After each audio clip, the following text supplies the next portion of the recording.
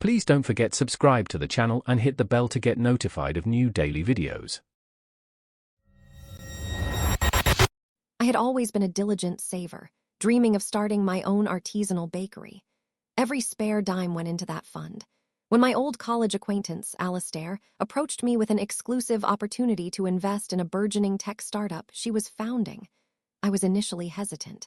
She painted a picture of rapid growth, promising significant returns that would allow me to open my bakery sooner. She seemed so polished, so confident. She showed me mock-ups, financial projections, even introduced me to her lead developer, who I now know was just her associate, Jonas. Over several months, I poured nearly $50,000 of my hard-earned savings into her supposed venture, trusting her with my future. Then the updates became sparse. The returns never materialized. When I pressed her, Alistair became evasive, then hostile.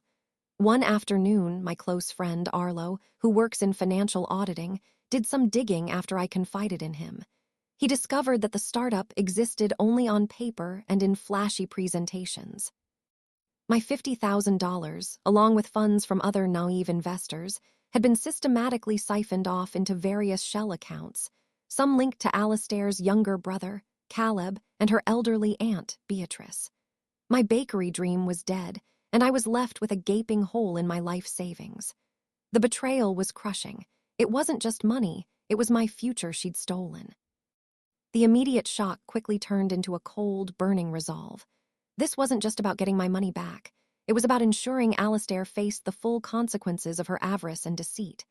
Arlo, still reeling from the audacity of the scam, agreed to help me. Our plan was meticulous. First, we focused on gathering every single piece of communication, emails, texts, voice messages, where Alistair solicited my investment, made promises, and provided fake updates. We compiled bank statements showing my transfers, and the initial movement of funds into what I believed was the company account. Next, Arlo helped me trace the money's flow from that initial account. He showed me how Alistair had disguised transfers, layering transactions to create a facade of legitimate business expenses, all while directing funds into accounts controlled by Caleb and Beatrice, making them look like innocent third parties or minor contractors. It became clear she had used them as unwitting money mules, giving her plausible deniability. I also quietly reached out to another investor I knew Alistair had approached, a tough, seasoned businessman named Mr. Henderson. He had been skeptical of Alistair from the start and had only invested a small sum as a test, which he'd also lost. He was equally furious and eager for justice. With a mountain of evidence, I approached the regional financial fraud division. I presented my case calmly, logically, with Arlo's expertly organized documentation. The investigators were initially cautious, but as I laid out the timeline, the fabricated documents, and the detailed money trail Arlo had mapped, their interest piqued. I emphasized how Alistair had exploited my trust, leveraging a superficial friendship for personal gain. I showed them screenshots of Alistair's lavish social media posts during the same period, hinting at where my money might have gone.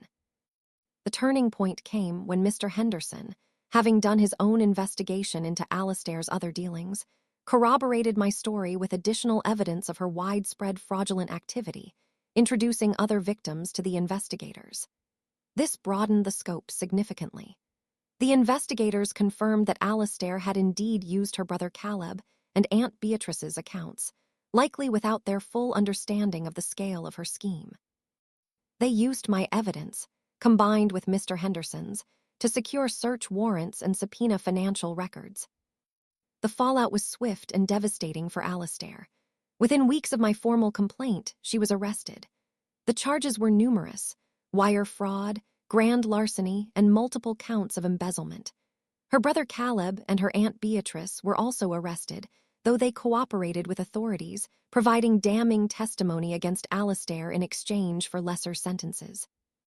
It turned out Alistair had manipulated them, promising them small cuts for administrative help, without revealing the true nature of her scheme. Beatrice, already frail, reportedly suffered a severe panic attack during questioning and required hospitalization. Alistair's trial was a public spectacle. My testimony, alongside Arlo's expert analysis and Mr. Henderson's, painted a clear picture of a calculating, remorseless con artist. She was convicted on all major counts. The judge handed down a sentence that stunned the courtroom: 15 years in federal prison. She also faced an order for full restitution, an amount she would likely never be able to repay. Her carefully constructed facade of success crumbled, her social media silent, her name synonymous with fraud. My life savings were gone, yes, but seeing her stripped of her freedom and future, knowing she couldn't hurt anyone else, was a profound vindication.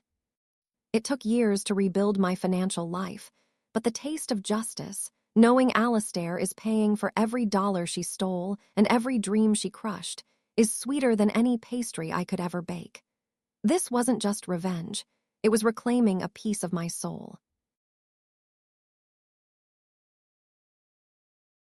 If you enjoyed this video, please hit the thumbs up button to like it.